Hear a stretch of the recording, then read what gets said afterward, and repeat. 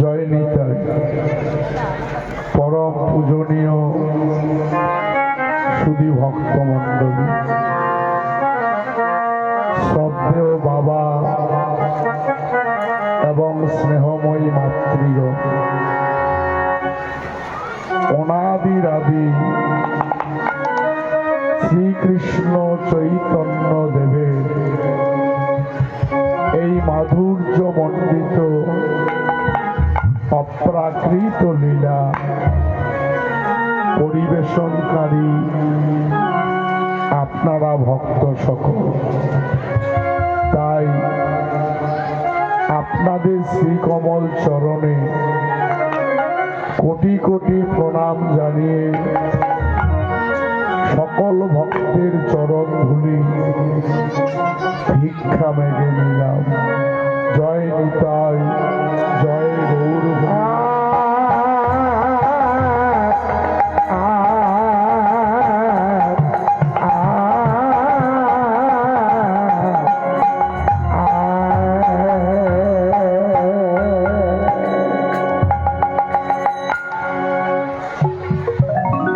হরিবল হরিবল।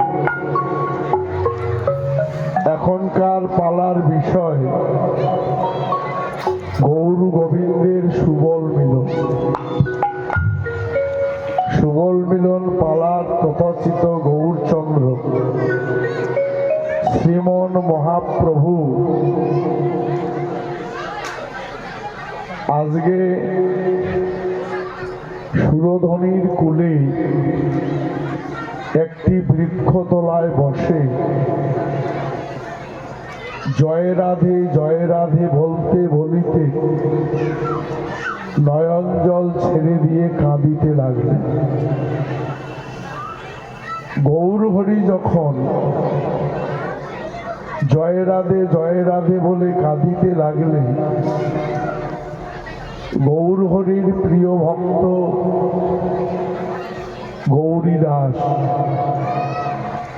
তিনি হাত জোর করে বললেন যে প্রভু, তোমাকে ঠিক আমি বুঝিতে পারি না। বললেন কেন? যত জীবগণ, যত ভক্ত তোমার চরণে আশ্রয় নিয়েছে, তুমি সবাইকে উপদেশ দাও কৃষ্ণ কহ, কৃষ্ণ ভজ। সবাইকে তুমি কৃষ্ণ নাম করতে বলো আর কৃষ্ণ ভজন করতে বলো। আর তুমি কৃষ্ণ নাম না করে জয় রাধে বলে কাঁদছ কেন? সবাইকে উপদেশ দাও একটা, আর আপনি করেন আরেকটা। আপনি কেন রাধে বলে কাঁদছেন? গৌর হরি বললেন, এই যে আমার পূর্বজন্মের প্রতিজ্ঞা, এই প্রতিজ্ঞা যদি আমি পালন না করি তাহলে আমি পৃথিবীতে এসে কি লাভ হলো, কি করলাম? কি প্রতিজ্ঞা করেছেন গো? কেন তিনি জয় রাধে বলে কাঁদেন? দেখুন, ভগবান কৃষ্ণ দাপর যুগে একদিন নির্জন বৃক্ষতলে বসে যখন নয়ন জল ছেড়ে দিয়ে কাঁদিতে লাগলেন বা কাঁদছেন, এমন সময় শ্রীমতী রাধারানী ভগবান কৃষ্ণকে প্রণাম করে বললেন যে প্রভু, যার এক ফোঁটা নয়নের জলে পৃথিবীতে প্রলয় আসতে পারে, আর সেই ভগবান কৃষ্ণ আজ গাছতলায় বসে কাঁদছে, তোমার কি হয়েছে প্রভু? তখন ভগবান কৃষ্ণ বলেছিলেন, রাধে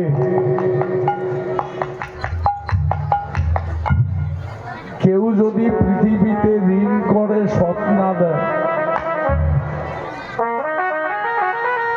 ঋণ নিয়ে যদি শোধ না করেই যদি দেহ ত্যাগ করে, সে পর জন্মে দরিদ্রের ঘরে জন্মায়। এবং বেশি ঋণ যদি করে থাকে, সে রাস্তার একজন পাগল হয়ে যায়।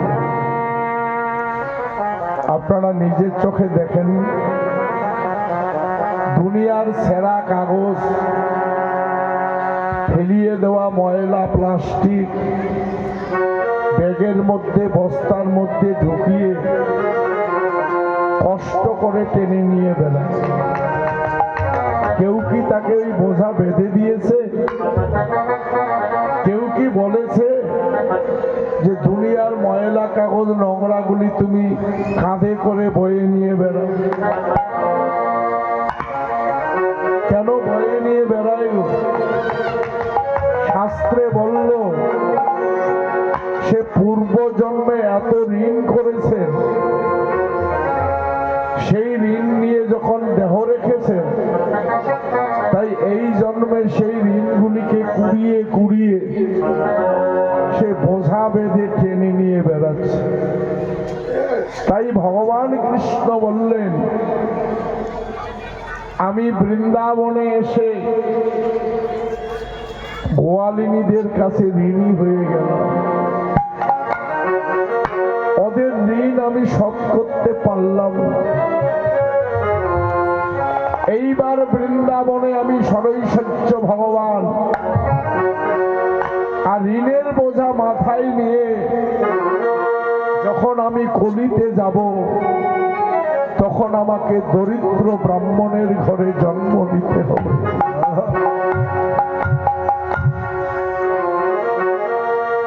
জন্ম নিতে হবে এবং ঋণ পরিশোধ করতে গিয়ে আমাকে নদিয়ার পথে পথে গড়ি দিয়ে কাঁদিতে হবে। রাধারানী বললেন, তুমি গড়ি দিবে কেন? তুমি কেন গড়ি দিতে যাবে? ভগবান কৃষ্ণ রাধারানীকে বললেন, এই পৃথিবীতে যত সংসারী জীব রয়েছে, কম বেশি প্রত্যেকের ঘরে ঋণ আছে। যদি কোনো সৎ মানুষ মহাজনের কাছ থেকে ঋণ নেয়, সে আপ্রাণ চেষ্টা করে মহাজনের ঋণ শোধ করতে। ঋণ শোধ দিতে দিতে দিতে দিতে যেদিন জীবনের অন্তিম কাল আগত হয়, উপার্জনের ক্ষমতা ফুরিয়ে যায়, তবু যদি কিছু ঋণ থেকে থাকে, সেই সৎ মানুষটি মহাজনকে ফাঁকি দেয় না। সে ধীরে ধীরে মহাজনের চরণে গিয়ে ঘড়ি দেয়, পায়ে ধরে ঘড়ি দিয়ে বলে, বাবু, আপনার ঋণ নিয়ে আমার ডুবে যাওয়া সংসারটাকে আমি রক্ষা করেছি, কিন্তু সেই ঋণ শোধ দিতে দিতে যতটুকু ঋণ এখনো আছে, এই জীবন দশায় আমি আর শোধ দিতে পারলাম না বাবু। যেহেতু আমি শোধ দিতে পারলাম না, তাই আজ আপনার চরণে আমি গড়ি দিলাম। বাকি ঋণটুকু আমার কৃপা করে আপনি মুকুব করে দিন, আমি যেন ঋণ নিয়ে না মরতে পারি। কেউ যদি মহাজনের চরণে ঘড়ি দেয়, সত্যিকারের যারা মহাজন, তারা সাথে সাথে বুকে টেনে নিয়ে বলে, কাঁদিস না। কত মানুষ ঋণ নিল, শোধ দিল না, কত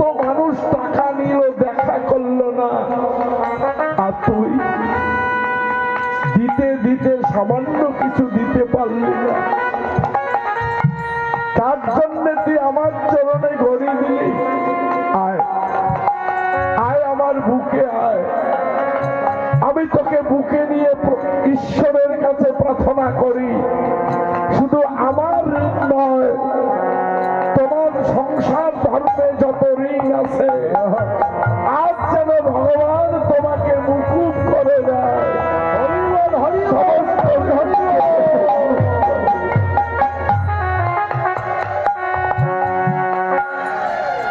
তাই গোবিন্দ বললেন, ঘড়ি দিলে যদি ঋণ মুকুব হয়, ঘড়ি দিলে যদি ঋণ মুকুব আমি নদিয়ায় গিয়ে দরিদ্র ব্রাহ্মণের ঘরে জন্ম নিয়ে, দরিদ্র ব্রাহ্মণের ঘরে জন্ম নিয়ে আমি গরিব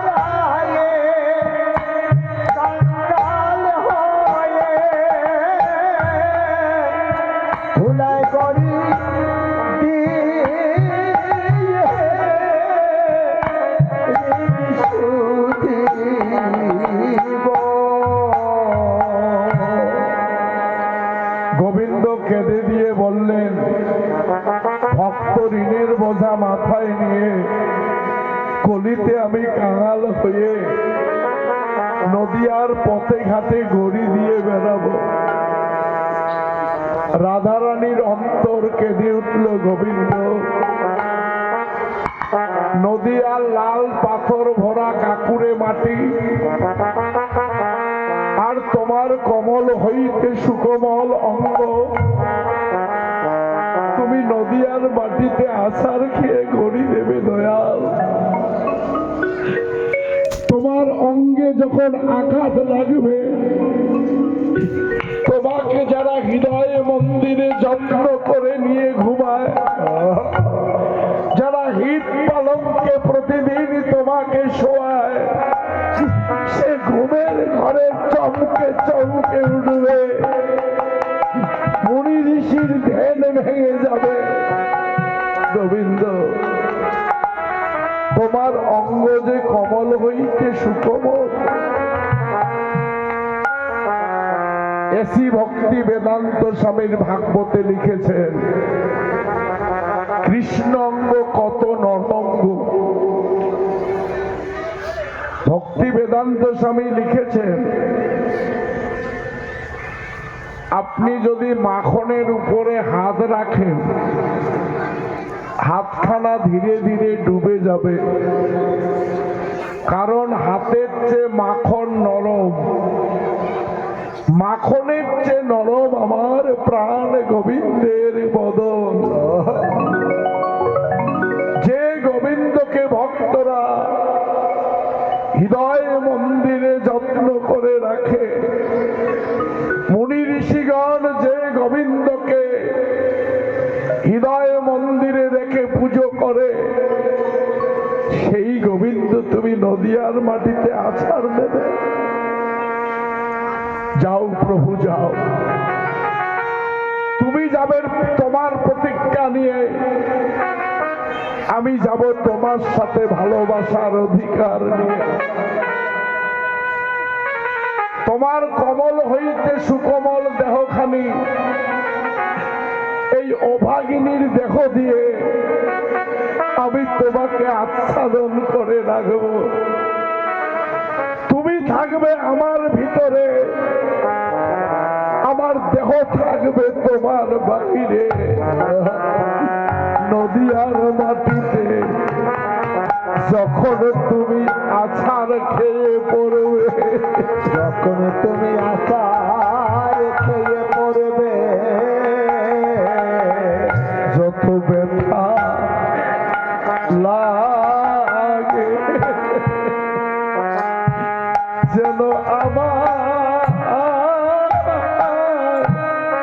লাগে, যত ব্যথা লাগে যেন আমায় লাগে, যত ব্যথা লাগে যেন আমায় লাগে। আমার গোবিন্দ যেন সুখে থাকে, যত ব্যথা লাগে যেন লাগে।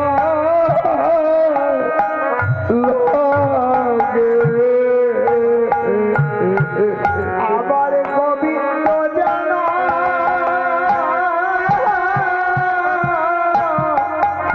সুখে থাকে,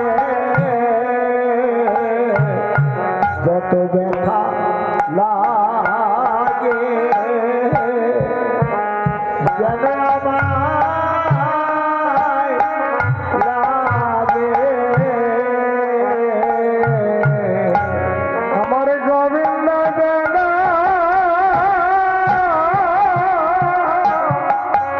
সুখে থাকে,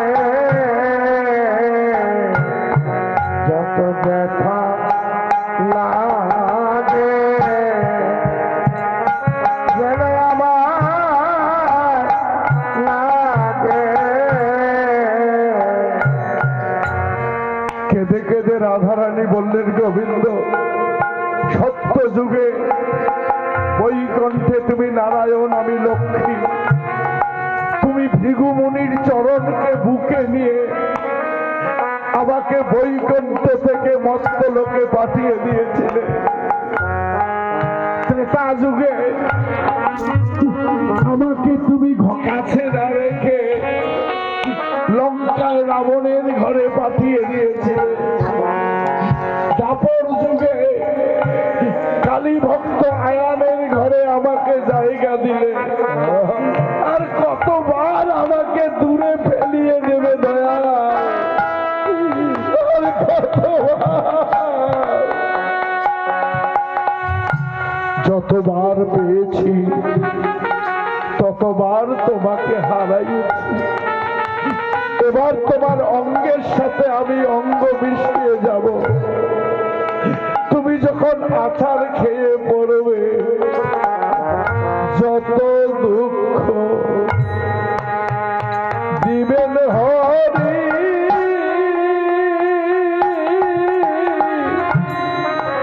এ ভব সংসারে যা দিবেন হরি,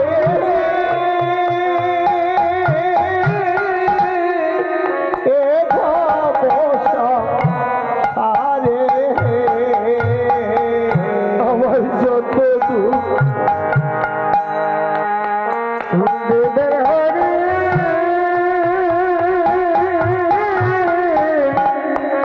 এ ভব সংসারে আমার যত দুঃখ দিবেন হরি,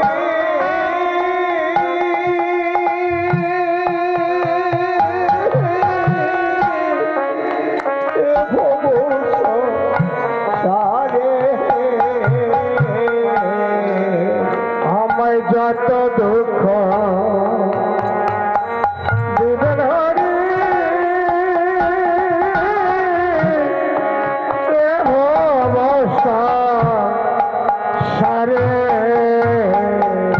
যেন সকল দুঃখ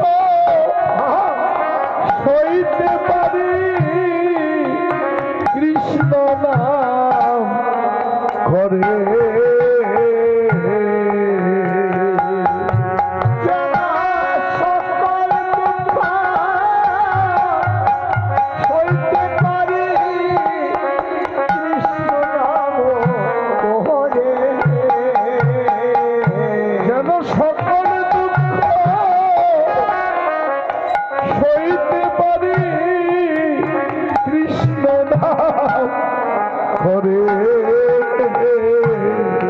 যেন সকল দুঃখ সইতে পারি, কৃষ্ণ নাম করে। রাধারানী চরণে পরে বললেন, হে গোবিন্দ, হে গোবিন্দ, যতবার পেয়েছি ততবার তোমাকে হারিয়েছি, ততবার তোমাকে হারিয়েছি। এইবার যেন তোমার সাথে গিয়ে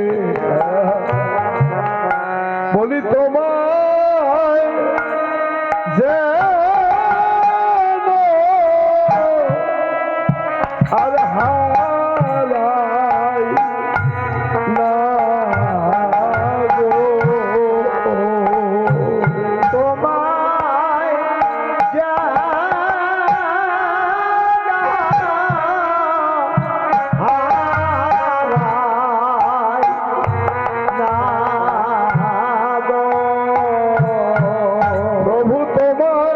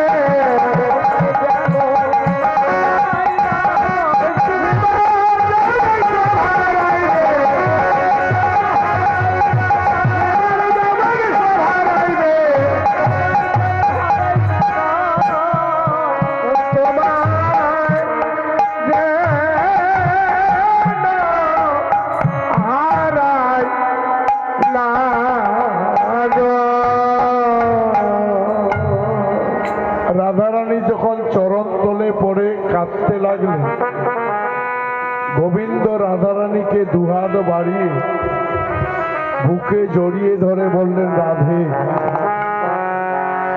আর তোমাকে দূরে সরিয়ে দেব না।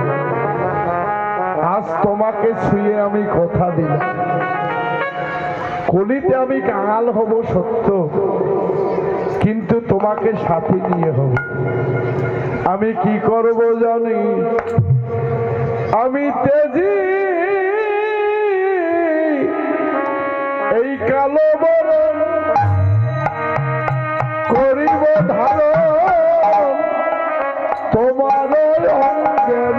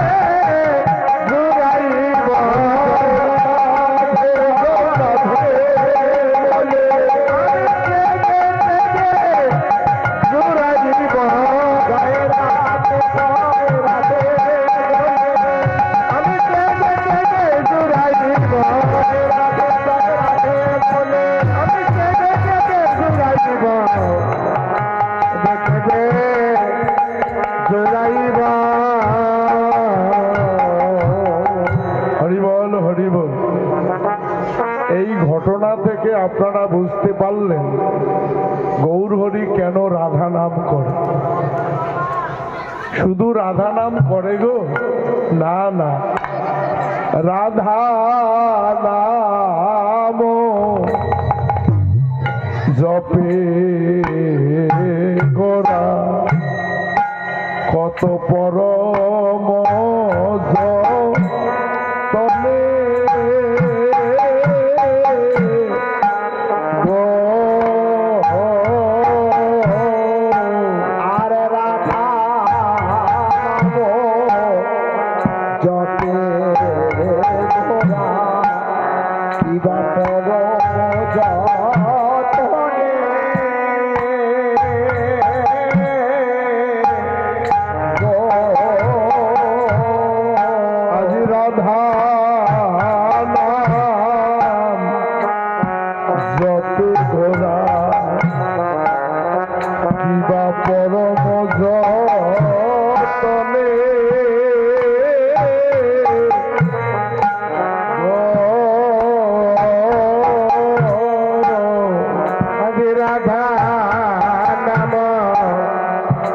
জপে গোরা কিবা পরম তলে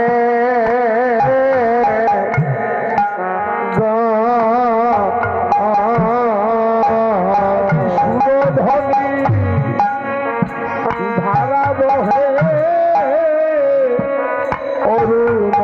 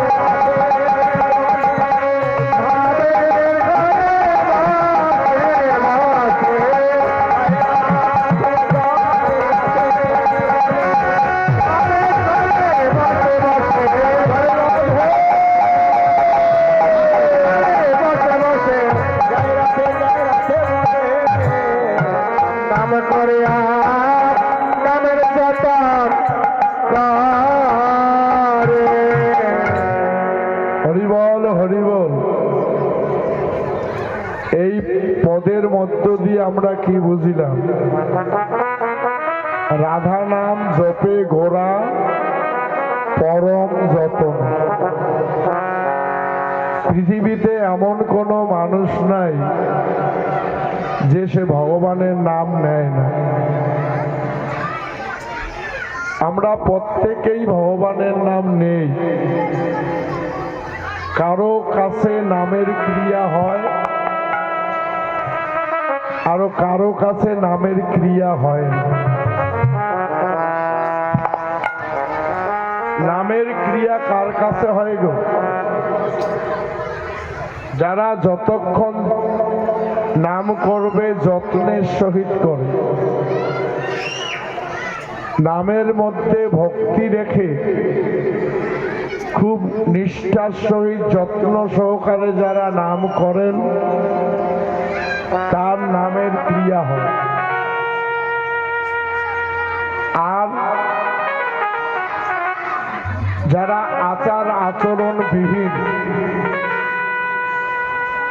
লোক দেখানো হরিনাম করেন তাদের নামের ক্রিয়া হয় না। কথাটি আমার নয় গো, কথাটি লিখেছেন কৃষ্ণদাস কবিরাজ। তিনি চৈতন্য চরিতামৃতে লিখেছেন,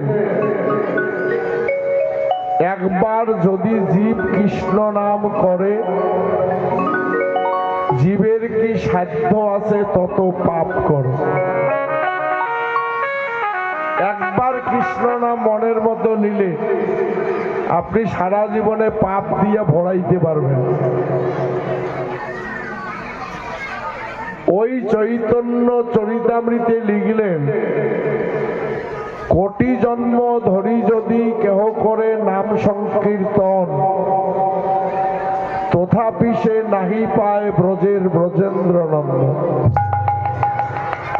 এক জন্ম তো দূরের কথা, কোটি জন্ম নাম করলেও তা তার কিচ্ছু হবে না, সে কোনোদিন ভগবানের কৃপা পাবে না। কেন জানেন? কেউ না জানলো এই মাগুর বাড়ির ভক্তরা অনেক বেশি জানে। কারণ এখানে আমি কতবার এসেছি হিসাবটা রাখতে ভুলে গেছি, হিসাব রাখতে ভুলে গেছি। দুইবার নিলে আর তো কমিটি ওই গায়ককে নেয় না, দুইবার শুনলে আরো নিতে চায়। ওই দুইবার তো শুনলাম, আর কত বদলাও। কিন্তু মাগুরমারির কমিটি দুর্গা পূজার আগে আগে একবার ফোন কর, শরীর কেমন। দুর্গা পূজার পরে পরে ফোন করে বলে তারিখটা আপনার জানা আছে, লিখে রাখেন। ঝামেলা শেষ, আর ফোন টোন নাই। এই এক মাস আগে বোধহয় একবার বলছে ঠিক আছেন তো, বলে আসি। কালকে সারাদিনে ফোন নাই। আমি যখন ফালা কাটাই তখন এক ভাইস্তা বললো জেঠু কত দূরে, আমি ফালা কাটায় এসে গেছি।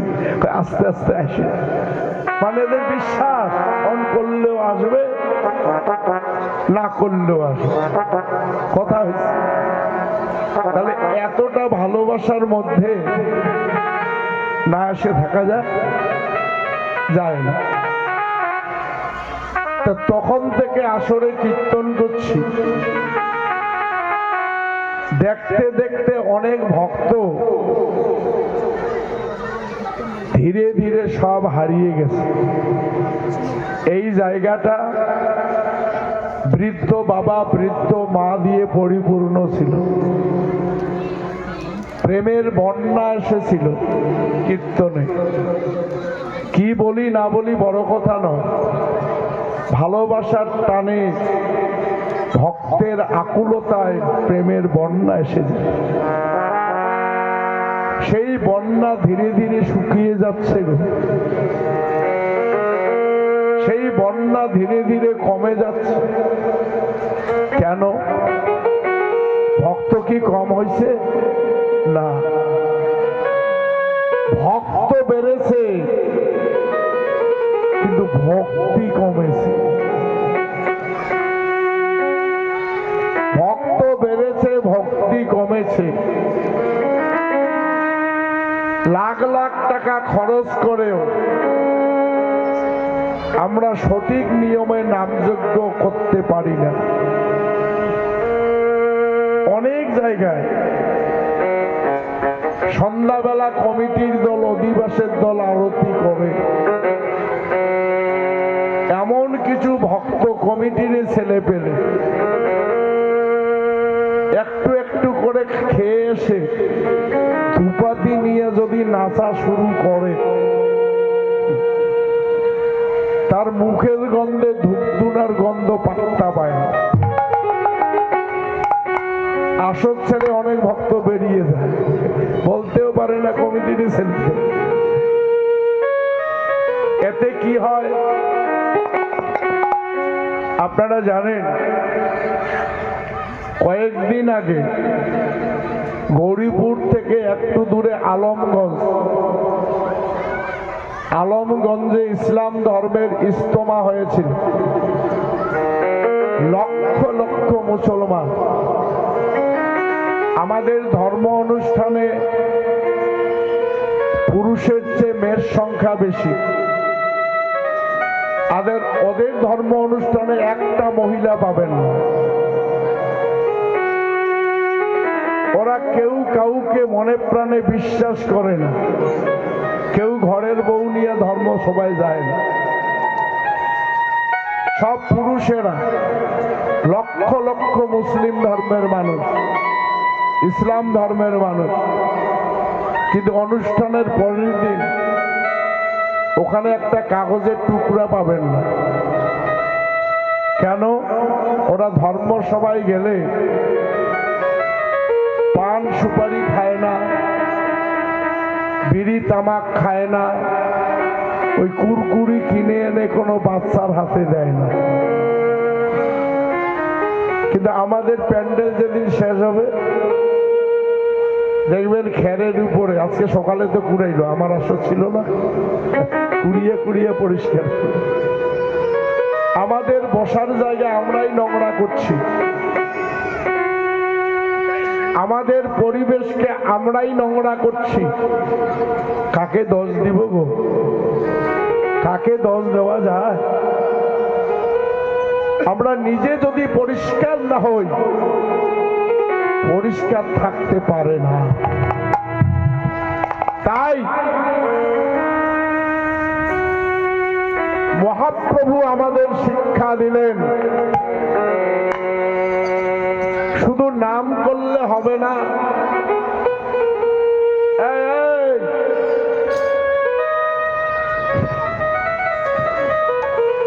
যেটা গন্ডগোল করবে ওইটা খুলি দেওয়া হবে।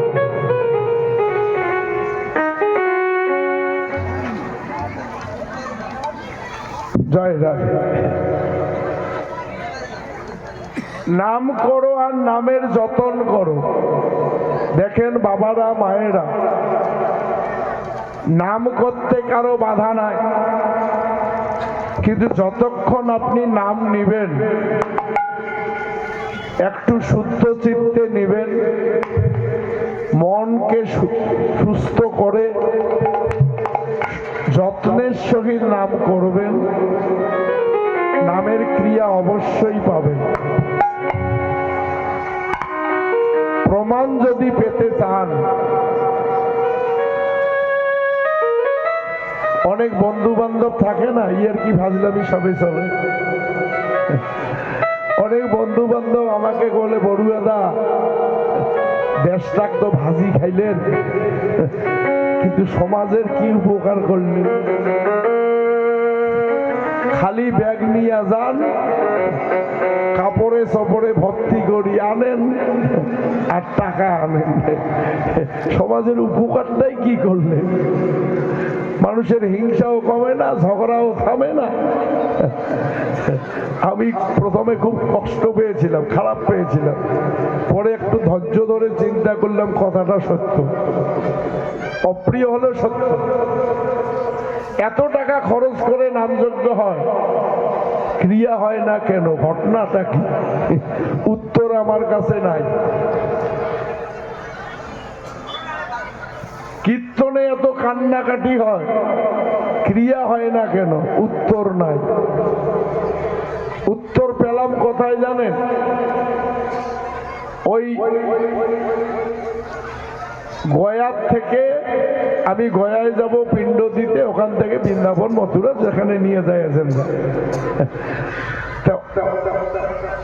অস্থি ক্ষেপণ করতে গেলে ফারাক্কায় দিতে হয় না? ফারাক্কা, এইখানে অস্থি ক্ষেপণ করে গয়ায় গিয়ে পিণ্ড দেয়। এখন এইখানে পিণ্ড চলে, ওইখানে যারা ওই অস্থি ক্ষেপণ করতে গেল, আমার বাবা মা তো অনেক দিনে এক চলে গেছে, আমি এমনি গেলাম, চান তো করতেই হয়। অস্থিটার সঙ্গে একটা ডলার থাকে, কারো 5 টাকা, কারো 10 টাকা। পান্ডা বলে গিটটা খুলে অস্থি সহ টাকাটা ঢিল দেয়, অস্থিটা ভেসে যায়, কারণ ওটা একটা ছাইয়ের টুকরা, চিতার থেকে আনা হয় না, ওটা ছাই হয়ে যায়, পাতলা, ওটা গঙ্গায় ভেসে যায়, আর টাকাটা ওই গঙ্গার মধ্যে ডুবে। তো ওখানকার এই যে 10-12 বছরের ছেলেরা কি বুদ্ধি করছেন জানে? গঙ্গার জল তো খোলা, ডুবিলে পাওয়া যাবে? খোলা জলে বলে না রাজনৈতিক নেতারা, খোলা জলে মাছ ধরতে চায়, খোলা জলে কিচ্ছু হবে না। ওরা কি করেছে জানেন? আগের দিনে বাড়ি বাড়ি রেডিও ছিল না, 4টা-5টা করে রেডিওর চুম্বুক জোগাড় করছে। চুম্বুকগুলি রশির মাথায় বেঁধে গলা জলে বুক জলে রশিখান টেনে নিয়ে বেড়ায়। যেই চুম্বুকটা টাকার কাছাকাছি যায়, টাকায় আসিয়া চট করি চুম্বুকে না।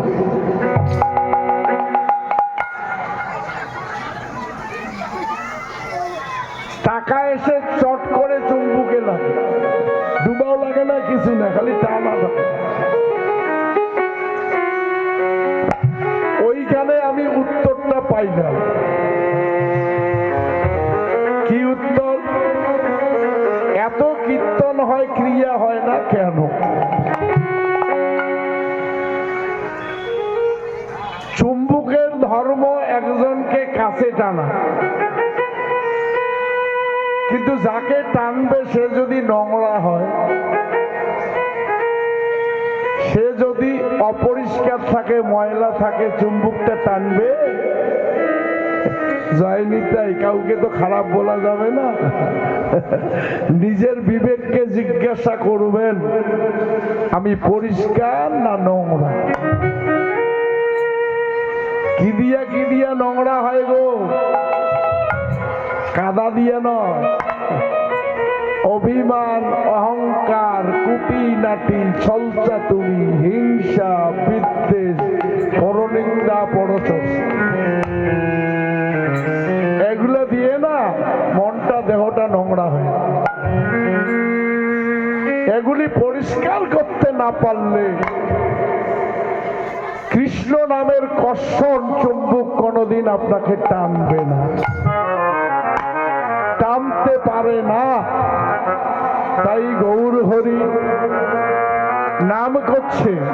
মহাজন বললেন, যদি নামের ক্রিয়া পেতে চাও, বলে নাম করো, আর নামের যতন করো,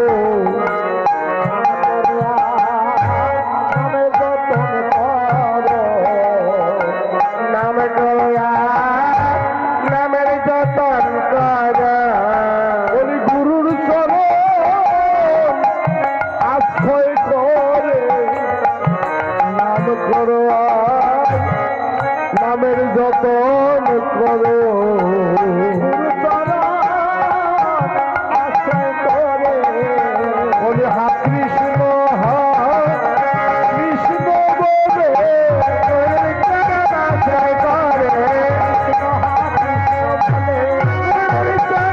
আশ্রয় করে নাম করো, নামে যতন করে।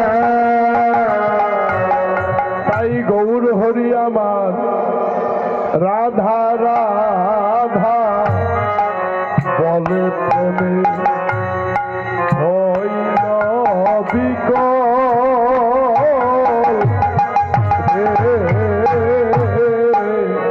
রাধা রাধা বলি প্রেমে হইল বিকল।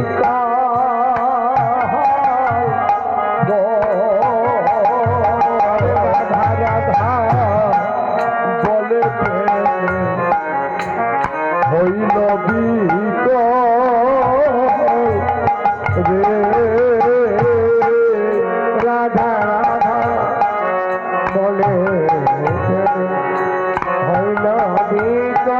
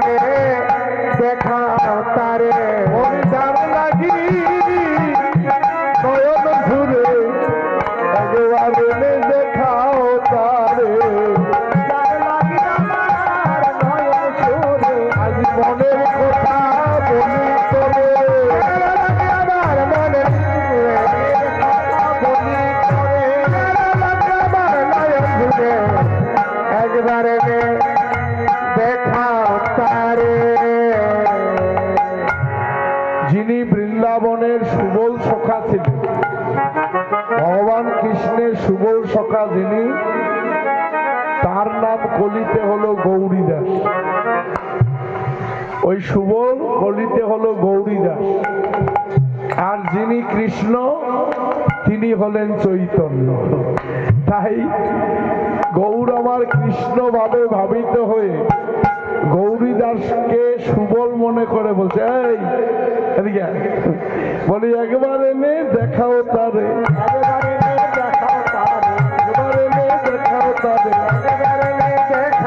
আমার ভালোবাসার মানুষ কোথায় আছে?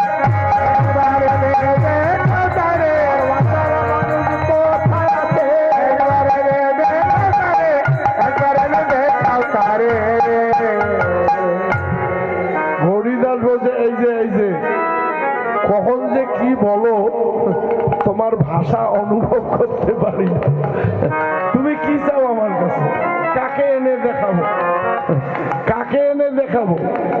বলে আমি পূর্ব জন্মে না রাধাকে খুব ভালোবেসেছিলাম, এনে একবার দেখাতে পারবি? গৌরীদাস বললেন, সর্বনাশ, এক যুগ আগের কথা, এক যুগ আগে যাকে ভালোবেসেছিল তাকে আমি কোথায় খুঁজে পাবো? গৌরীদাস হাসতে হাসতে বলছে, ওই চাওয়ারও একটা হিসাব আছে, যেটা আমি খুঁজে পাবো না ওটা কি করে দিব? এ যে গাছের ফল, এ যে গাছের ফল এনে দিব তোরে, কোথায় আছে রাধা?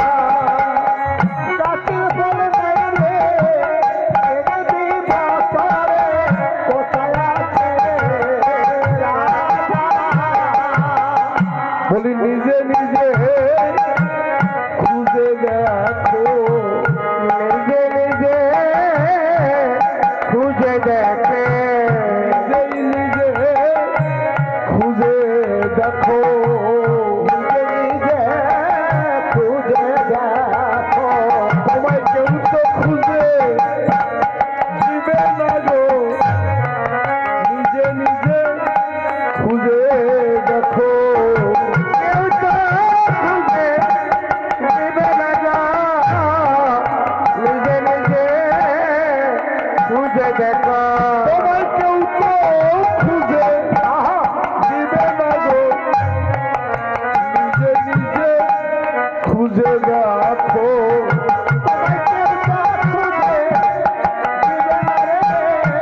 গুরুর কাছে সন্ধান জেনে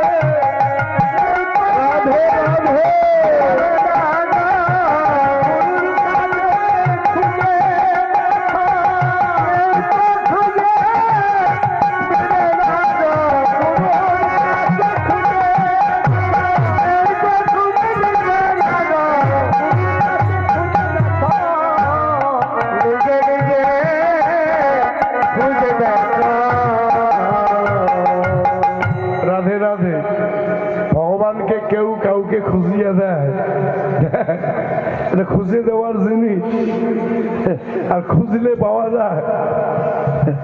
এই জন্য বললে নিজে নিজে খুঁজে দেখো, কেউ তোমায় খুঁজে দেবে। যদি আমরা ভগবানের ভক্ত হতে চাই আমাকে নিজেকেই খুঁজতে হবে। তাই এবার গৌর হরি আমার ভাবরসে ডুবে গিয়ে রাধা মোহন দাস প্রেমময় ভাব, রাধা মোহন দাস প্রেমময় ভাব, রাধা মোহন দাস প্রেমময় ভাব, রাধা মোহন দাস প্রেমময় ভাব, অপত গোবিন্দ লীলা করিলা প্রকাশ, গৌরাঙ্গ লীলা করিলা প্রকাশ, গৌরাঙ্গ লীলা করিলা প্রকাশ।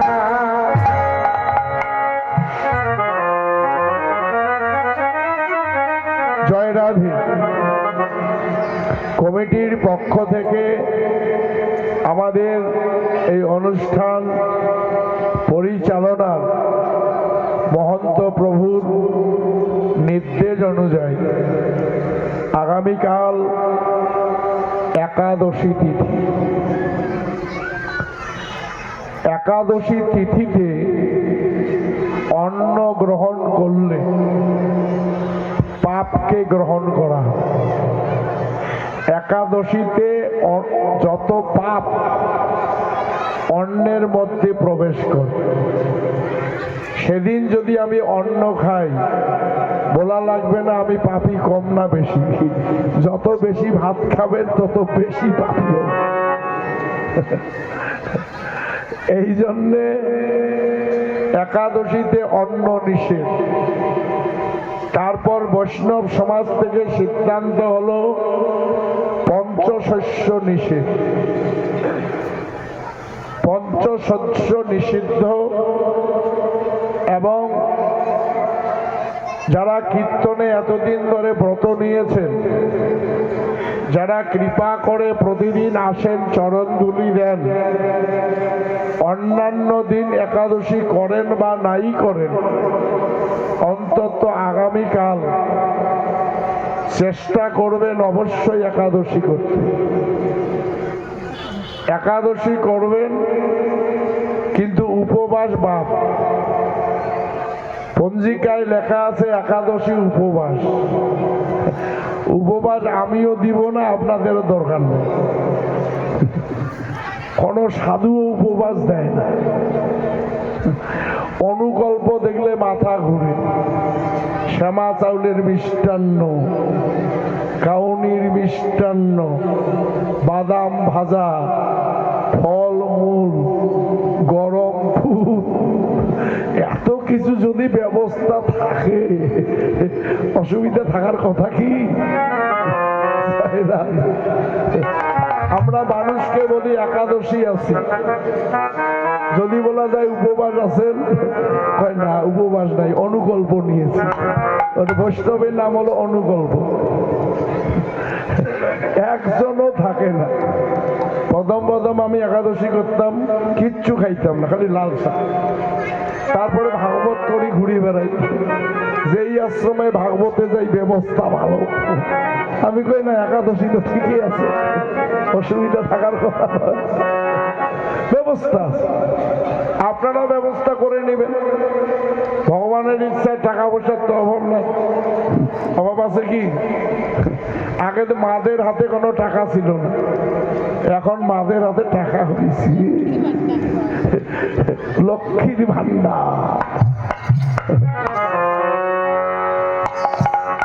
আপনাদের আছে তো? শুধু নিজের জন্য নয়, ভক্তের জন্য একটু দেন। লক্ষ্মীর ভান্ডারটা কাজে লাগুক। জয় রাধে। কথাটা বলতে গিয়ে আমার মনে পড়লো, দুপুরবেলা ভেবেছিলাম কথাটা বলবো। এখানে দীর্ঘদিন নামযজ্ঞ হয়েছে, আপনারা জানেন, কিন্তু বিশেষ কোনো কারণে এখানে মন্দির ছিল না। একমাত্র মায়ের মন্দির। মায়ের মন্দিরেই গোবিন্দ মন্দিরের কর্ম করা হইতো। বৈষ্ণবরা মায়ের মন্দিরে এখনো আছে, কিন্তু গোবিন্দ মন্দির ছিল না। দীর্ঘদিনের চেষ্টায়, অনুপ্রেরণায়, আপনাদের শুভ আশীর্বাদে মন্দির 3 ভাগ হয়ে গেছে। 1 ভাগ বাকি। এই 1 ভাগটা যেন কমিটির ভাবতে না হয়। 11 মাস নিজের জন্য খরচ করেন, আর 1 মাস লক্ষ্মী ভান্ডার কমিটির হাতে দেন। দেখেন মন্দির তাড়াতাড়ি হয়ে যাবে। এটা আমি মুর্শিদাবাদে কীর্তনে গিয়ে দেখলাম। এবার দিনাটা মহামার পাঠে আমি থাকতেই শুরু হয়ে গেছে। আমি তো কোনো আসি নাই, শুরু লক্ষ্মী ভান্ডার দেওয়া। তা আপনারাও এই বাগুরমারি কমিটি হাতে লক্ষ্মী ভান্ডার 1 মাসের টাকা দিবেন। 11 মাসের টাকা খরচ হবে, 1 মাসের টাকা জমা থাকবে গোবিন্দ চরণে। আর নিজের বুক ফুলিয়ে বলতে পারবেন তাকে সেবা করার প্রণাম করার অধিকার লাভ করেছি। হরি বল, হরি বল। এখানে 4-5টা গ্রামের থেকে অনুষ্ঠান। আপনারা কি ভাবলেন, কথা দিলেন কিনা আমি কিন্তু টের পাইলাম না, বুঝলাম না। যারা দিবেন আর যারা মনে মনে মন খারাপ করলেন দরকার নাই বাবা। যারা দিবেন তারা 2 হাত তুলে গোবিন্দের কাছে প্রার্থনা করুন আপনারা যেন দিতে পারেন এই মন্দিরের উন্নতি প্রকল্পে।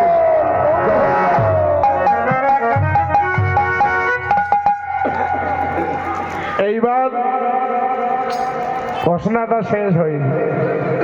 আগামীকাল এখানে অন্ন প্রসাদের ব্যবস্থা থাকবে না, এখানে অন্ন রান্না হবে না, তাহলে জোগা খিচুড়ি হয়। মুখে বলে একাদশী লান দিয়া একাদশী ঠান্ডা করি দিই, কাজে কালকে সবাই একাদশী। কালকে এখানে অন্ন রান্না বন্ধ থাকবে, রাধুনিরও একাদশী, ভক্তেরও একাদশী, কীর্তনিয়ারও একাদশী, ছটপটে আল্লাহ সবাই একাদশী। একাদশী শব্দের মানে কি জানেন? একাদশ ইন্দ্রিয়কে সংযম করার নাম একাদশী। আরেকটি মানে হলো আপনারা সবাই ভক্ত, আমি হইলাম দোষী, আমি একাই দোষী, আপনারা ভালো। কাজে একা যেন দোষী না থাকি, এই জন্যে আপনারা সবাই একাদশী করবেন। যাই হোক, বলতে গিয়ে ভুল ত্রুটি হয়েছে, আপনারা আমাকে ক্ষমা করবেন। আরে করো তহি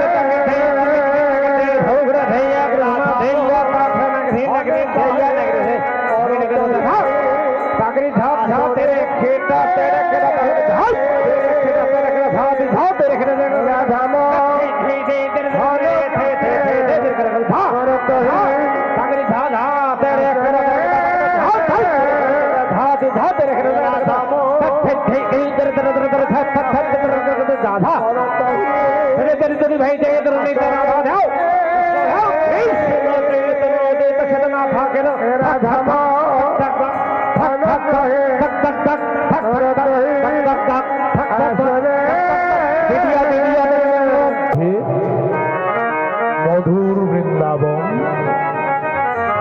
ভগবান কৃষ্ণ তিনি গোচারণে গিয়েছিলেন যমুনা পুলিনী। গোচারণ করিতে করিতে শ্রীমতী রাধারানীর মুখখানা গোবিন্দের হৃদয় চিত্রপটে ভেসে উঠল। রাধারানীর চাঁদ বদন খানা যখন গোবিন্দের হৃদয় চিত্রপটে ভেসে উঠল,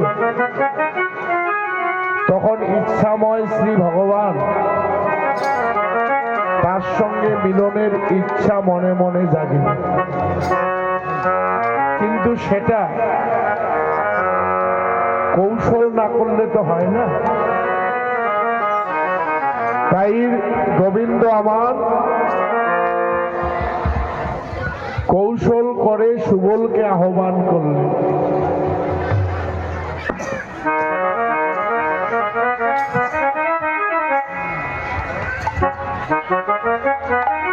ওই আর সুবল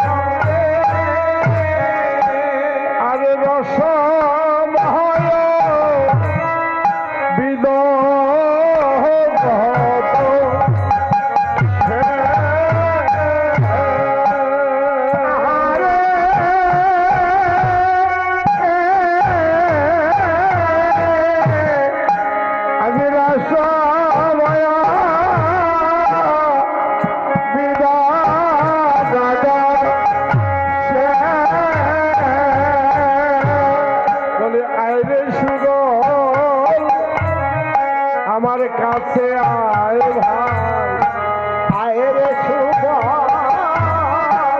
আমার কাছে আয় ভাই, বলি আয় রে সুবল, কাছে আয় ভাই, আয় রে সুবল,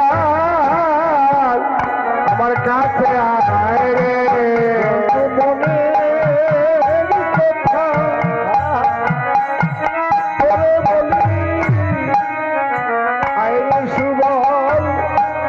কাছে আয় ভাই, আমার মনের কথা তোরে বলে, আয় সুবল, আমার কাছে আয় ভাই। রাধে রাধে। সকালবেলা যদি কাউকে বলে নেয় দেখা করিস তো, তোর সঙ্গে কিছু গোপন কথা আছে, এই কথা বলে চলে গেল। আপনার সাথে গোপন কথা, কথাটা কি, কেন আমাকে বলল, কি ব্যাপারটা, সারাদিন ভাল লাগে, বারে বারে ঘুরে ঘুরে মনে হয় আলাপটা যে কি, কথাটা যে কি, কি যে গোপন ব্যাপার, নিজে শোনা না শোনা পর্যন্ত শান্তি পাওয়া যায় না। জয় রাধে। কৃষ্ণের আরেক নাম কানাই।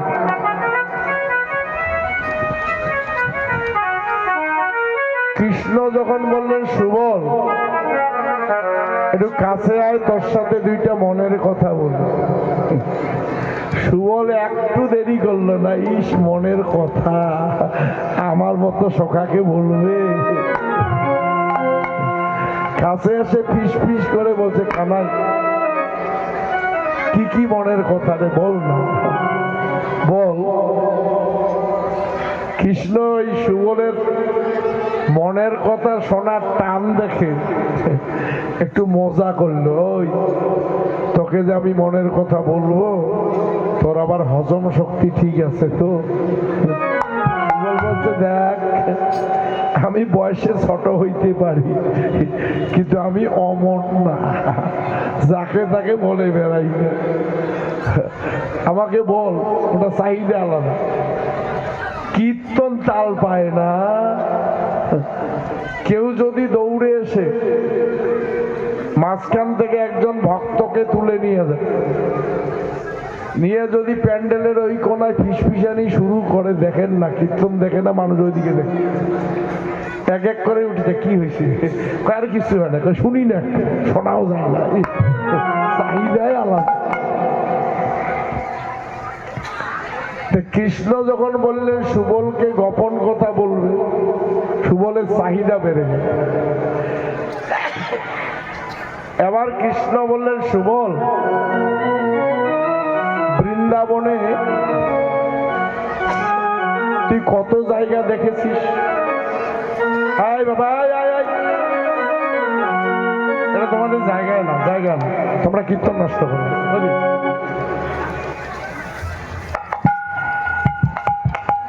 এই খেলেন নুটি, জয় রাম। কৃষ্ণ বললেন, সুবল রে তুই যদি আমার সাথে যাস, তোকে অনেক গোপন জায়গায় নিয়ে যাব, যাবি? সুবল বললেন, কানাই আমার কি ভয় করে, আমি একা একা না কোথাও যাই না, আমার খুব ভয় করে।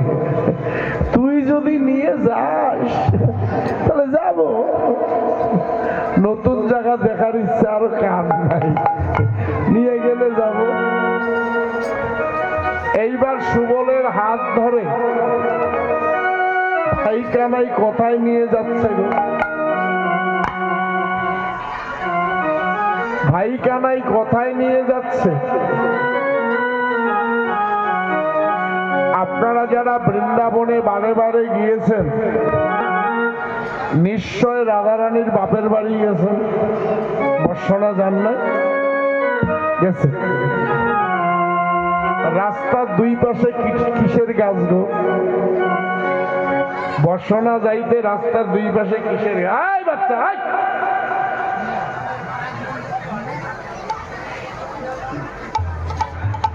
হ্যালো, খেরগুলো ফেলো ফেলো, কাজের কাজ নাই।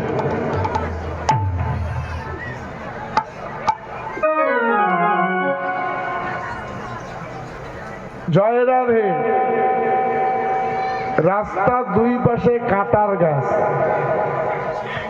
আপনি কিষানগঞ্জ যেই ছাড়লেন, কাটার গাছ শুরু, লম্বা লম্বা কাটা। বৃন্দাবনে এই কাটা বনের মাঝখানে কিছু ফুলের গাছ জন্মেছিল। ফুলগুলি প্রতিদিন ফুটে অপেক্ষা করিতে করিতে শুকিয়ে যায়, ঝরে যায়। কোন ভক্ত কাটা বনের ভিতরে ঢুকে ওই ফুলগুলি কেউ তুলে এনে গোবিন্দকে দেয় না।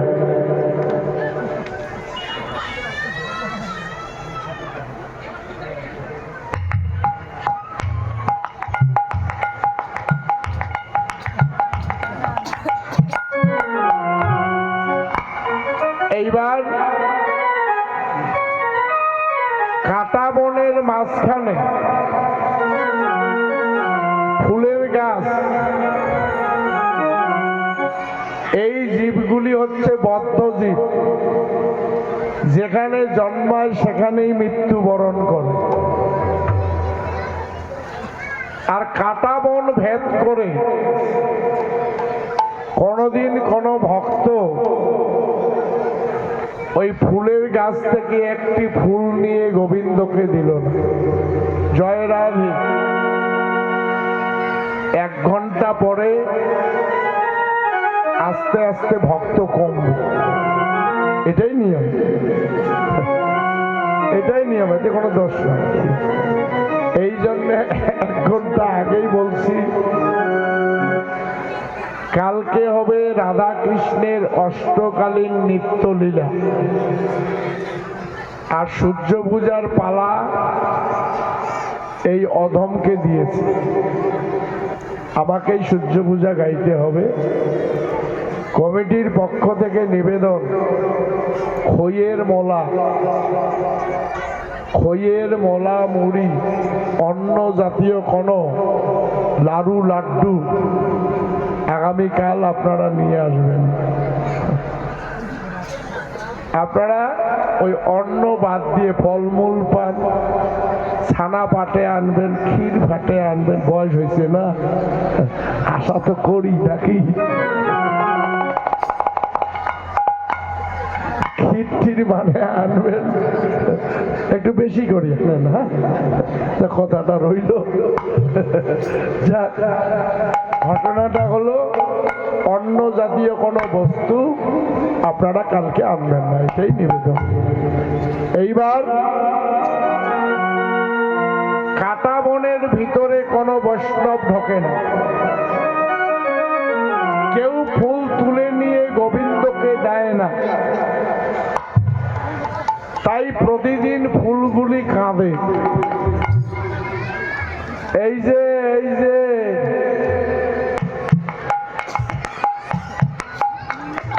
আছেন, ভালো আছেন? কতদিন থাকি দেখি না। সুপারি খাওয়া হয়েছে?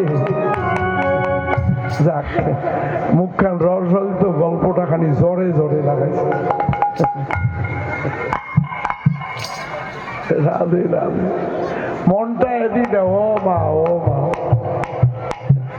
সারা জীবন না ধরপড়াইতে গেল, আর কত ধরপড়ান। জয় রাধে। এইবার যেটা বলতে যাচ্ছি, ফুলগুলি কৃষ্ণ সেবায় লাগতে পারে না। প্রতিদিন ফুটে শুকিয়ে যায়, ঝরে যায়, পচে যায়, কৃষ্ণ সেবায় লাগে না। যারা সাহিত্যিক, তিনি লিখেছেন বৃন্দাবনের কাটা বনের ফুলগুলি কৃষ্ণ সেবায় লাগতে না পেরে প্রতিদিন কাঁদে। ফুলগুলি প্রতিদিন কাঁদে। কেন কাঁদার কথা বললেন গো? আমরা অনুভব করতে পারবো না, ভাবরাজ্যে না ডুবলে দর্শন হয় না। তো ফুলের মধ্যে মধু থাকে, সেই ফুলে যদি কাটা বনের ভয়ে কোনো ভ্রমর না বসে, কেউ যদি ফুলে বসে মধু পান না করে, ফুলের মধ্যে পূর্ণ মধু থাকে। সূর্য যখন ধীরে ধীরে উপরে উঠে, সূর্যের তাপ লেগে লেগে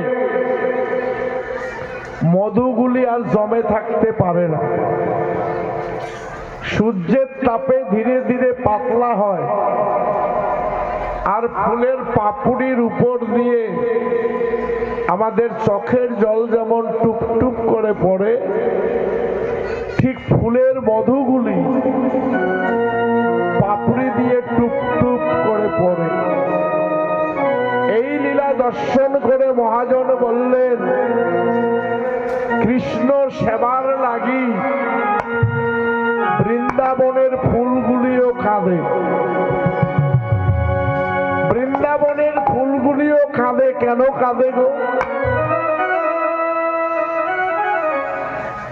হে গোবিন্দ, জনম পেলাম ভালো, কিন্তু সেবায় তো লাগলাম। যে দেখো যে ফুল গোবিন্দ সেবায় লাগে না, গোবিন্দ সেবায় লাগে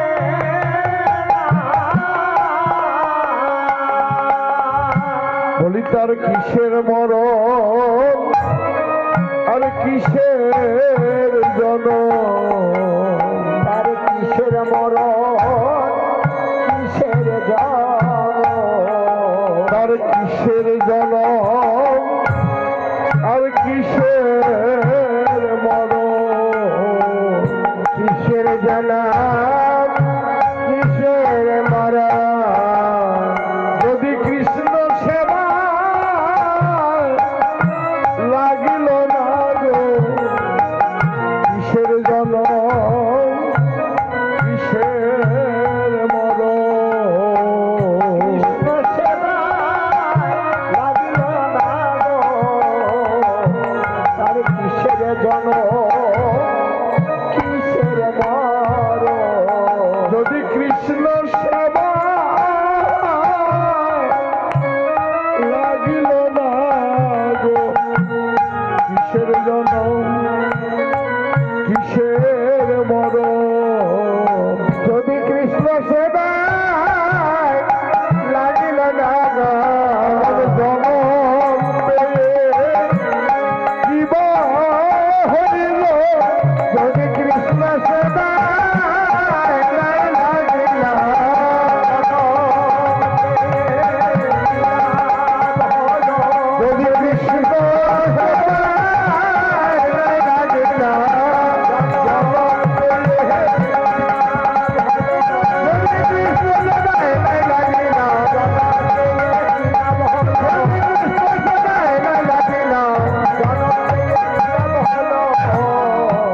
কিসের জনম কিসের মারা।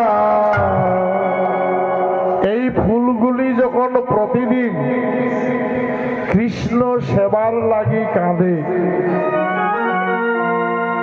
কেউ যদি নাও শুনে, অন্তর্যামী ভগবান তো শুনে। তার আরেক নাম ভক্ত বাঞ্ছা কল্পতরু। তাই তিনি সুবলকে হাত ধরে টানতে টানতে কাটা বনের দিকে এগিয়ে যাচ্ছে। সুবল বললেন, কানাই রে, এত সুন্দর সুন্দর পথ থাকতে তুই আমায় কাটা বনে টেনে নিয়ে যাচ্ছিস কেন? তুই আমায় কাটা বনের দিকে নিয়ে যাচ্ছিস কেন? কৃষ্ণ বললেন, সুবল রে, যারা আমাকে ভালোবাসে, আমার সেবায় লাগতে চায়, তাদের কাটা বনেই জন্ম হয় রে। তাদের জন্মটা কাটা বনেই হয়। কিন্তু যারা একবার আমাকে ভালোবাসে, সংসারের কাটা যতই বিদ্ধ করুক, সে কোনদিন আমাকে ভুলে থাকতে পারে না রে, কোনদিন আমাকে ত্যাগ করতে পারে না। জয় রাধে। শুধু লীলা নয় গো, লীলার মধ্য দিয়ে আমাদের শিক্ষা দিলে আমরা প্রত্যেকেই কাটা বনে বাস করি গো। মন চায় সকালেই কীর্তনে যাব, কিন্তু কাটার আঁচড় লেগে যায়, আসতে পারি না। মন চায় মনের শান্তিতে কৃষ্ণ ভজন করো,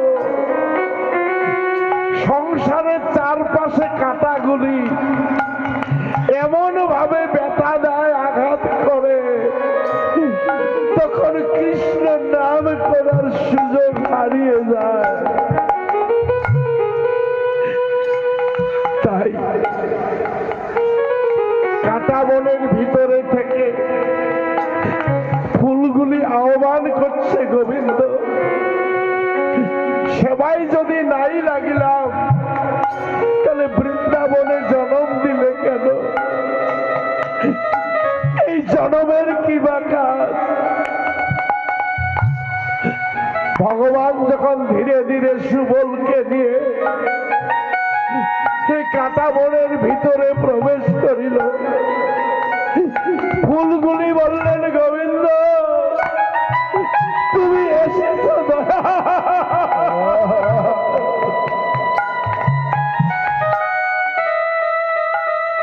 তুমি এসেছ।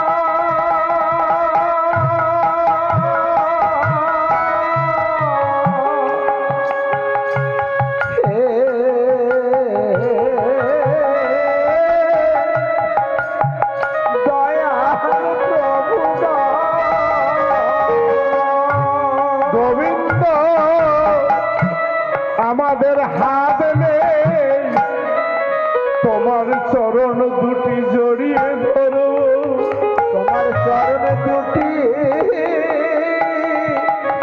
জড়িয়ে ধরব। আমাদের পা নেই, তোমাকে দেখে ছুটতে ছুটতে তোমার কাছে যাব, তোমাকে দেখে ছুটতে ছুটতে তোমার কাছে যাব।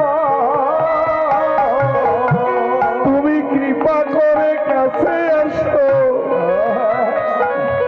কিছু দিতে না পারি, তুমি যে পথে এগিয়ে আসছো আমরা যেন পথে পরে থাকতে পারি, আমরা যেন সেই পথে এই পথে পরে থাকতে পারি। বলি যে পথে থাকলে একদিন সবাই লাগব, যেন সেই পথে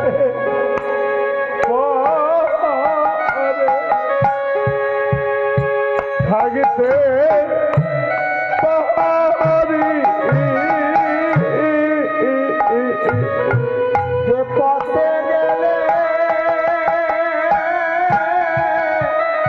সেবায় লাগিতে পারিব, সেই পথে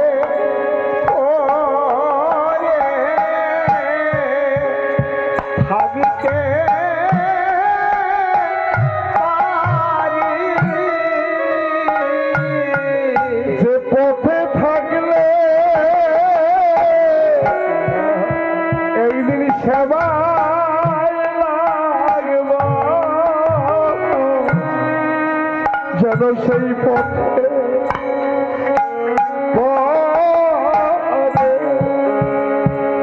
থাকিতে পারি। পথে গেলে সেবায়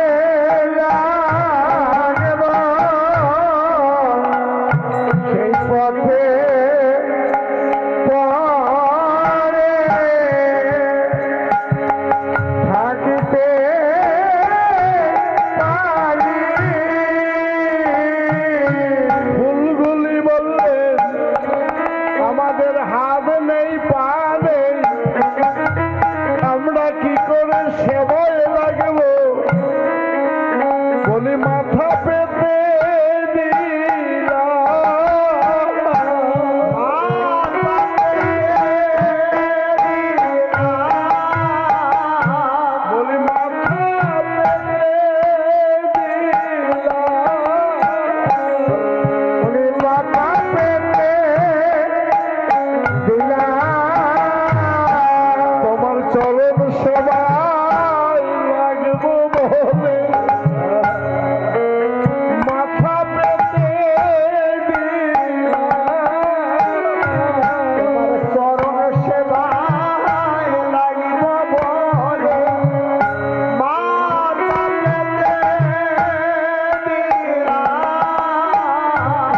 ব্রজের ধুলা অঙ্গে মেখে মাথা পেতে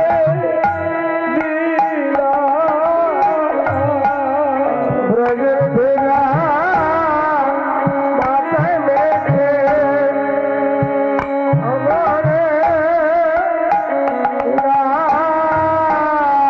ব্রজের ধুলি অঙ্গে মেখে মাথা পেতে ব্রজের ধুলা অঙ্গে মেখে মাথা পেতে যেন চরণ সবাই লাগিতে পারি মাথা পেতে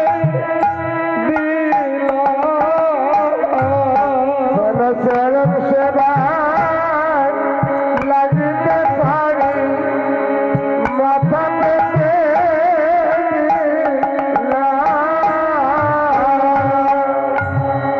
ফুলগুলি মাটিতে পড়ে রইল ভগবান কৃষ্ণ সুবলকে হাত ধরে সেই ফুলের উপরে চরণ দিয়ে দিয়ে এগিয়ে যাচ্ছে সুবল বললেন কানাই রে এত সুন্দর ফুল এরা মাটিতে শুয়ে আছে আর তার উপরে তুই চরণ রেখে যাচ্ছিস কৃষ্ণ বললেন আমি যে ভক্তের ভগবান যে যা যেভাবে চায় আমাকে কৃপা করতে হয় রে কৃষ্ণ ধীরে ধীরে সুবলকে টানতে টানতে ফুলের মাথায় পা রেখে রেখে পার হয়ে গেল কৃষ্ণ যখন চলে গেল ফুলগুলি আস্তে আস্তে মাথা তুলে দাঁড়ালো তার পাশে থাকা ফুলের গাছগুলি এরা বললেন ভাই তোরা পথের ধারে জন্মেছিস তাই আজ কৃষ্ণ সেবায় লাগতে পারলি আমরা তো পথের ধারে জন্মাতে পারিনি আমরা খানিকটা দূরে জন্মেছি কৃষ্ণ সেবা নাইবা লাগিলা কৃষ্ণ সেবায় নাইবা লাগিলা তোরা তো কৃষ্ণ সেবায় লেগেছি তোরা তো কৃষ্ণ সেবায় লেগেছি তোমার ওই কৃষ্ণ সেবার দেহ খানি তোমার ওই কৃষ্ণ সেবার দেহ খানি বলে আয় ভাই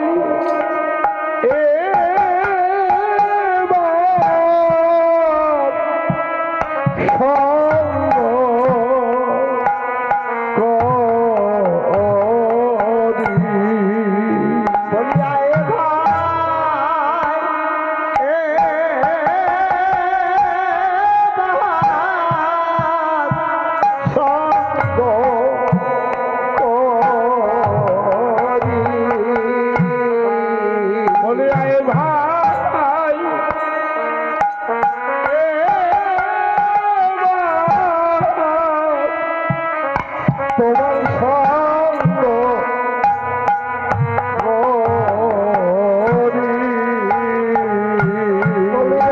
ভাই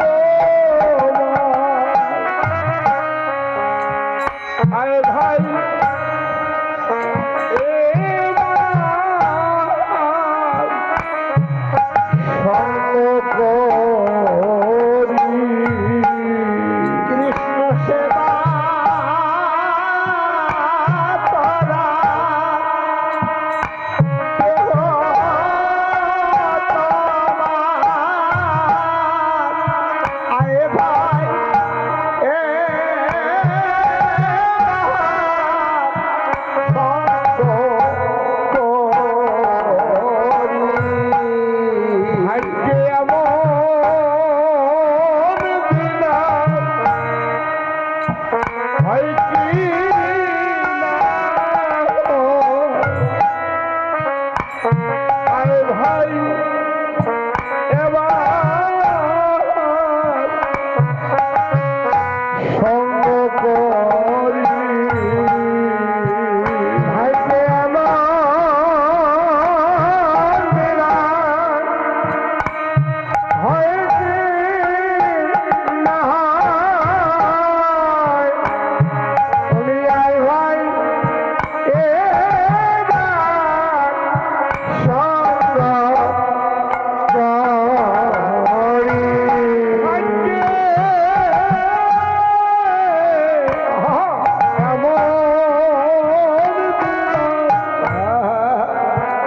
হয় কি না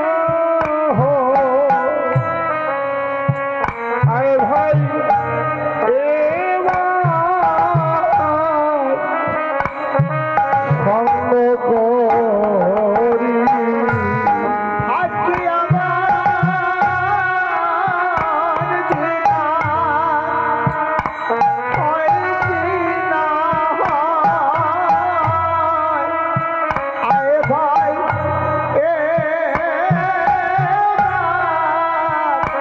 সঙ্গ করি। কেন না দিন গেলে সেই দিন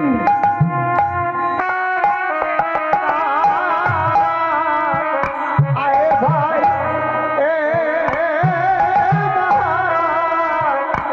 সঙ্গ করি। কেন না দিন গেলে সেই দিন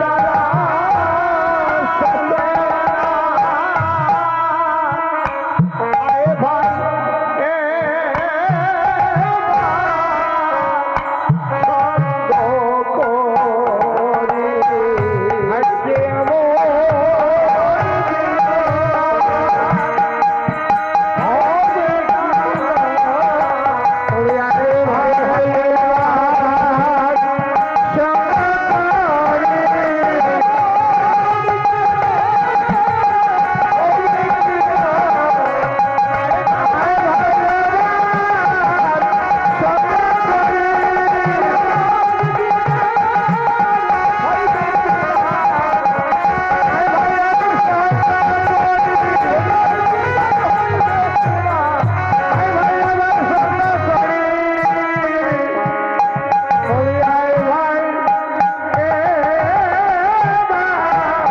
একসঙ্গে ভক্ত ভগবানের কৃপা হল।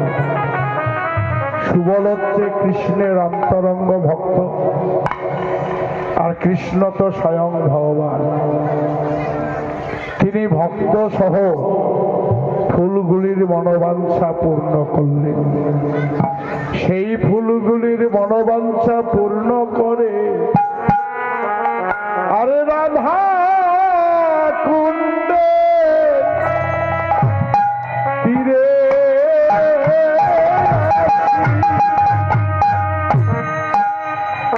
কুসুম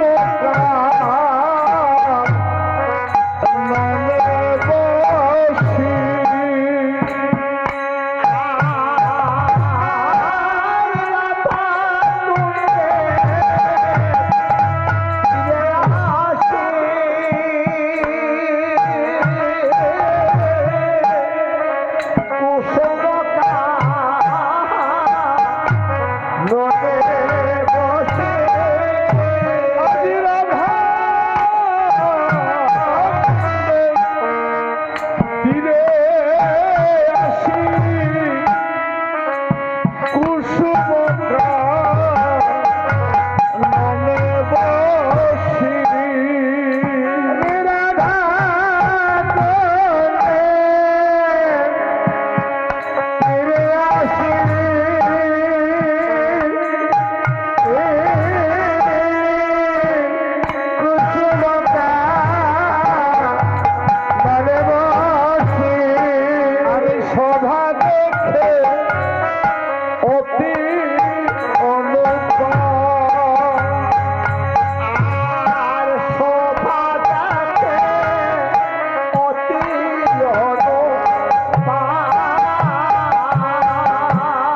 বলি দেখলে শুভ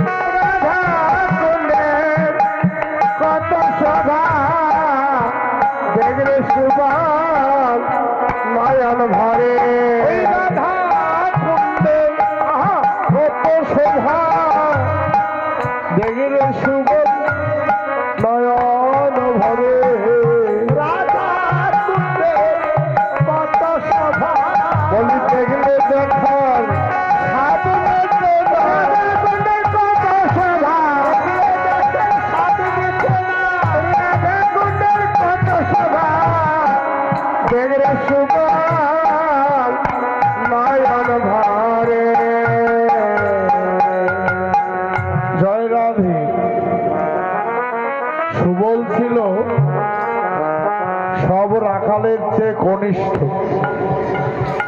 এই জন্য ওর খুব ভয়, একা কোথাও যায় না। জীবনে রাধাকুণ্ড দেখে নাই।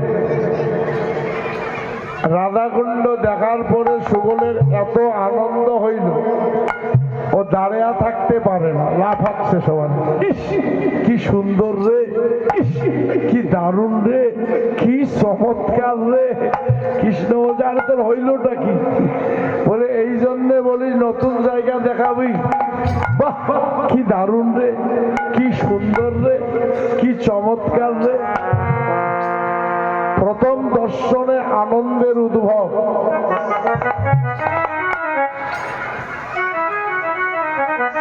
যে জীবনে কোনোদিন ট্রেন দেখেননি, মানে ট্রেনে উঠেননি, অথচ ট্রেন লাইনের পাশে আপনার বাড়ি, যেদিন থেকে জ্ঞান হয়েছে সেদিন থেকে আপনি ট্রেন দেখেন, কি লম্বা, যাইতে আছে যাইতে আছে, কোথায় যে যায় খালি ভাবে। এই ছেলেটির যখন 6 বছর বয়স, যেই দেখছে লাফা শুরু, কি দারুণ রে, কি চমৎকার রে, কি সুন্দর রে। জয়রাজ যখন সুবল দেখেছিল তখন সত্যি রাধাকুণ্ড শ্যামকুণ্ড সুন্দর ছিল। এখন যদি বৃন্দাবন যান,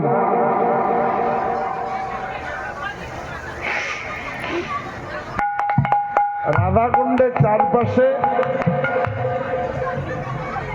ইট দিয়ে গাঁথা, তাই না, শিকল ফেলানো আছে, আর চারপাশে ওয়াল দেওয়া। কোনো গাছ গাছরা আছে? আছে, দেখছেন না? আর সুবল কৃষ্ণ যখন লীলা করেছিল 1 যুগ আগে, তখন তো এত ইটের আমদানি ছিল না, এত ইটের কারবার নাই, এখন কাঁচা মাটি। এই কাঁচা মাটি ছিল বলে রাধাকুণ্ডের চারপাশে কি কি ছিল, না থাকলে মহাজন লিখতে পারে না। কি কি ছিল তবু বলি, এখন তো নাই। কি বা সে কুণ্ডের শোভা।